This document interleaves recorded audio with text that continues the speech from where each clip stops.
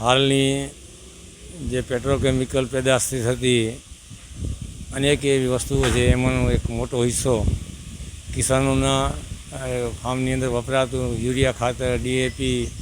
અને એમાં અનેક બીજી પ્રોડક્ટો જે અછતના કારણે જે હાલ જે ખેતીવાડીની જે સિઝન ખેતીની અંદર જે અત્યારે વાવણી કરવાનો સમય, જેમાં ખેડૂતોને એની સાથે યુરિયા ખાતર, DAPની જરૂર પડતી હોય, ભૂતળી છે, એરંડા છે,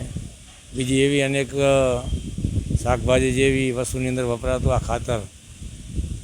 એની અછતના કારણે જે ખેડૂતોને આવનાર સમયમાં જે પાકમાં નુકસાન થાય એ સમસ્ત સમાજ માટે એક તો મોંઘવારી છે,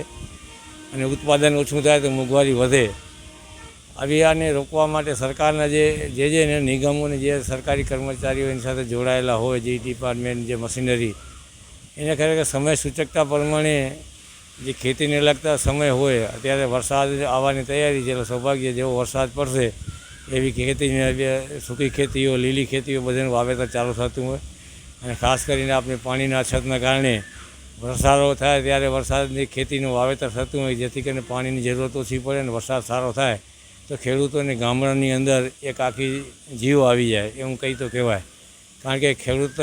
ગામડા સાથે જોડાયેલો સમુદાય છે, તો એનો આધાર સરકારે જે એક પાણી, નર્મદાનું પાણી જોતું એટલા વર્ષોથી 40-35 વર્ષથી ગુજરાતની અંદર સરકાર છે, હજી ખેડૂતો ખેતી માટે પીવા માટે તો પાણી ન કરી શકે, ખેડૂતો માટે ક્યાંથી કરવાની? એ જે કચ્છના ખેડૂતો અને સૌરાષ્ટ્રના જે કોઈ ખેડૂતો અત્યારે જમીનની અંદરથી સિંચાઈ કરીને જે ખેતી કરતા ખેડૂતો, એટલે સ્વાભાવિક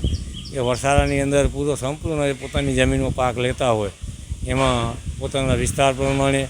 પોતાની જમીનને અનુકૂળ પાક લેતા હોય, પણ એની અંદર દવા, ખાતર અને એમાં ખાસ કરીને DAP અને યુરિયા મોટા પ્રમાણમાં એનો ઉપયોગ કરી અને વધુમાં વધુ સારો પાક આવે પ્રયત્ન કરતા હોય. તો આ પ્રયત્નની અંદર જે સરકારે એની અંદર જે નિગમો હોય, ખેતીવાડી ખાતું છે કે ગામડાઓની અંદર જે મંડળીઓ હોય, એને પૂરતું ખાતર મળે. અત્યારે એક્સપોર્ટ ઇમ્પોર્ટના જો ખામી હોય તો સરકારે એના માટે કોઈ પણ એમરજન્સી વ્યવસ્થા કરવી જોઈએ, જેથી કરીને જો પાક ઓછો આવશે તો આવનાર સમયની અંદર ગામડાઓની અંદર પણ બેરોજગારી અને બેકારી અને મોંઘવારી વધશે. તો આપના માધ્યમથી જે આ સાથે જોડાયેલા ઇફકો કંપની હોય કે આપણા જે ખેતીવાડી નિગમો છે, એ આ સિઝનને અનુકૂળ સમયની અંદર આવા ખાદ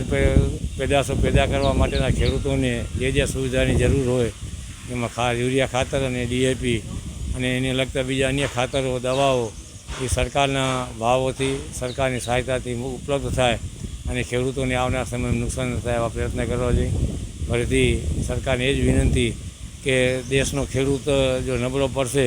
તો દેશની જે પરિસ્થિતિ આજ છે એનાથી વધારે વિકટ થશે. તો આપણે સૌ જાગૃત બનીએ અને ખાસ કરી અને કચ્છના ધારાસભ્યો, સંસદ સભ્યોને વિનંતી કરું કે આપ સૌ સત્તા પાર્ટીની અંદર છો, તો આપના ખેડૂતોના જે પ્રશ્નો જે છે એને વાંચા આપો અને ખેડૂતોને સુવિધા મળે એવા આપણે સૌ પ્રયત્ન કરીએ.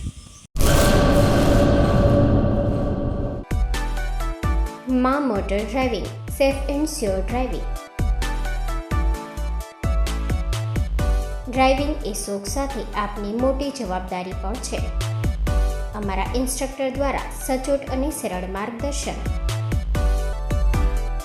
આપની રોજની તાલીમની માહિતી મેળવીને શું અધુરાશ છે એના ઉપર પૂરું ફોકસ કરાય છે.